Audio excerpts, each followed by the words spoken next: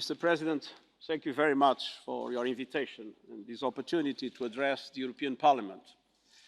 I have been a parliamentarian in my own country for 23 years, and during 3, I was with your neighbours of the Parliamentary Assembly of the Council of Europe.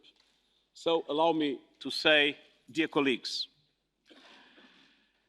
the United Nations was created after the Second World War exactly because the world wanted to avoid another tragedy of the same dimension. But I believe this was exactly the main motivation for the creation of the European communities, with one very important difference, that the European communities and the European Union are clearly the most successful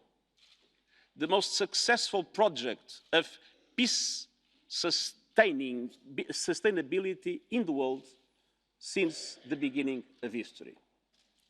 And that is why I want to express here my very deep gratitude and appreciation for the strong commitment of the European Union and all its bodies to multilateralism, and for the very generous and extremely important contribution you give in development cooperation, in humanitarian aid, and also in the key central aspects of peace and security that are the core of the United Nations action.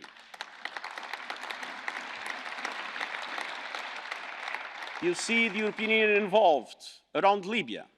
You see the European Union involved funding the AMISOM mission of the African Union in Somalia. We see the European Union in both financial support and training in situations from Central African Republic or Mali, and we're looking forward the support of the European Union for the initiative of the neighbours of Mali, the G5 Sahel. European contribution is today an absolutely essential part of what is necessary to make the UN effective. And I want to express my deep gratitude for that. Dear colleagues, it would be possible to come here and make the case that the world has never been better. And it is obvious that globalisation and technological progress have, in the last decades, created the conditions for an enormous increase in global wealth, for a meaningful improvement in the living conditions of the majority of the population, even for a very strong reduction of the number of absolute poor, probably the Chinese contribution being essential for that. And some might even say, looking, for instance, at the number of soldiers killed in the battlefield, that this is the most period peaceful in human history. Now, these indicators might be true, but they are far from revealing the whole truth. And I think it is important for us to recognize that we are facing a number of unprecedented challenges that require the EU and the UN to work together. Allow me to mention briefly 4 of them. First, conflict.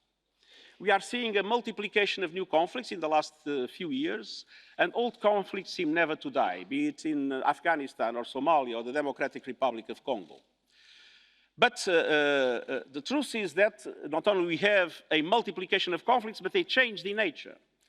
We practically no longer have wars between countries, even if there are some threats looming at the horizon.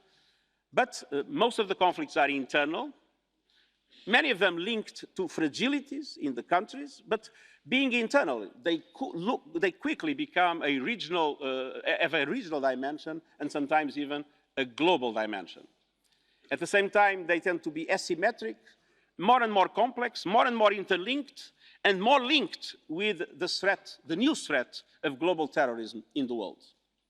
If one looks at the situation from Nigeria to Mali, to Libya, to Somalia, to Syria, Iraq, Yemen, Afghanistan, all these conflicts are becoming more and more interlinked. You see fighters going from one to another, and then some of them going back to their countries of origin and potentially becoming elements, threats to the security of those countries of origin. And we see these conflicts becoming more and more interlinked. They are indeed today a very relevant threat to our global security wherever we live. And at the same time, it is clear that power relations in the world became less obvious, and with power relations less obvious, it seems that there is no respect, and impunity and unpredictability became the name of the game. Now, in this context, when one looks at the present trends of conflict, it is absolutely essential to create the conditions to revert this trend. And for that, it is clear we need to strengthen multilateral capacity to address conflicts, to solve conflicts, and to prevent and sustain peace. And this is an area where the European cooperation with the United Nations is absolutely crucial. We need to strengthen our own capacity to solve many of the conflicts around the world. But that forces us to look into their nature. Look at Syria. These conflicts are conflicts where nobody is winning, everybody is losing.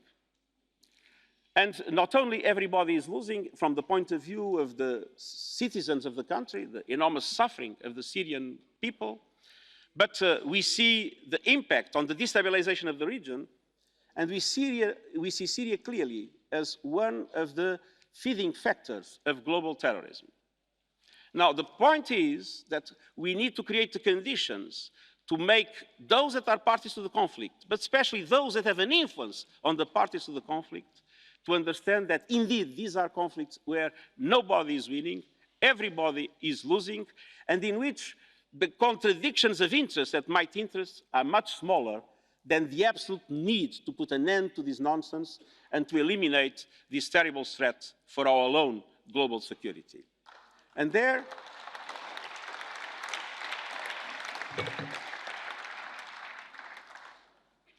as I said, we need to strengthen the capacity of the United Nations, both in conflict resolution and in preventing and sustaining peace, our new most important priority, but we will never be able to do it without a very strong support and commitment from the European Union. A strong and united Europe is an absolutely fundamental pillar of a strong and effective United Nations, and this is a very clear message I would like to address to you all.